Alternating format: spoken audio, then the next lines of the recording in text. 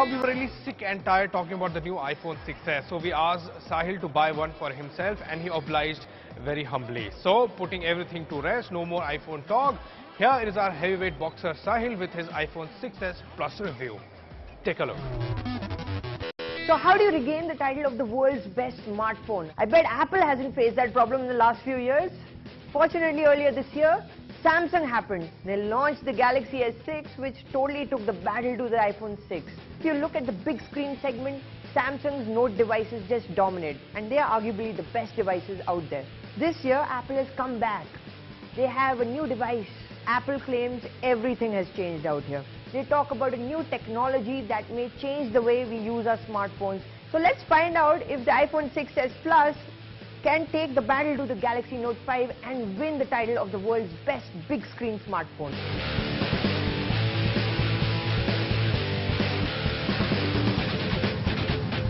Apple's iPhones are really known for their displays.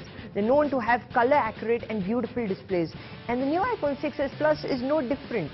It's got this massive 5.5-inch canvas, it's got a full HD resolution, and it looks really crisp and sharp. It's using a new type of display technology, a pressure-sensitive display technology it calls 3D touch.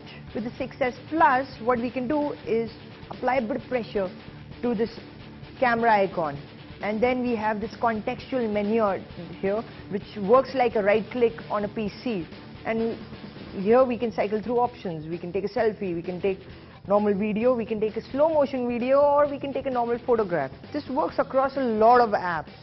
Say you're inside the mail app and you just want to cycle through your mails. You really don't want to go through all of them. You just want to see what's important, what's not. So we can gently press this mail and it will peek. So you can peek and you can flick it up to quickly reply to it, or maybe you would like to pop into the mail. So you can press harder and you're popping into the mail. This works really well. Right now, this functionality isn't baked into every app. If you look at Instagram, it's a very good example of an app optimized for 3D touch. So I just press and hold and this contextual menu pops up, and I don't need to cycle through the entire Instagram interface, which is a little convoluted. I can just choose the option, so I can just view my activity out here, and boom, I'm there.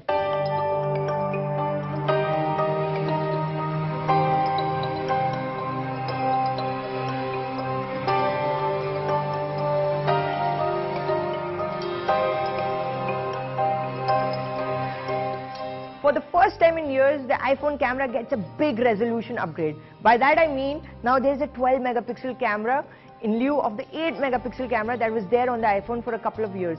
In the case of the 6s Plus, there's also optical image stabilization, which will help keep photos steady and blur free.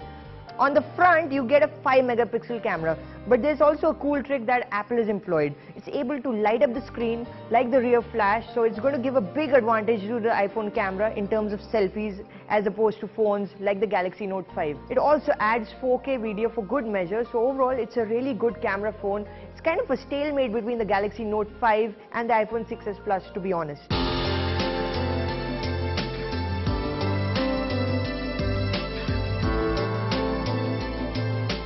Apple is using a new type of aluminium which is used in aircrafts, and it is tough as nails. It's really solid, but that also increases the weight of the phone. Now the phone is a really bulbous 192 grams and it's really heavy.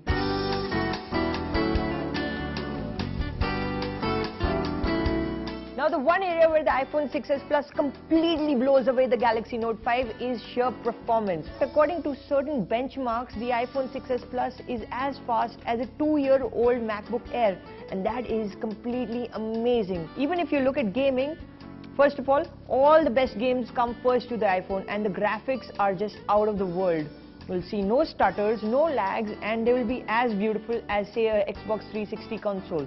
And the battery life is really good. You get around about 30 hours of battery life out here on the iPhone 6s Plus.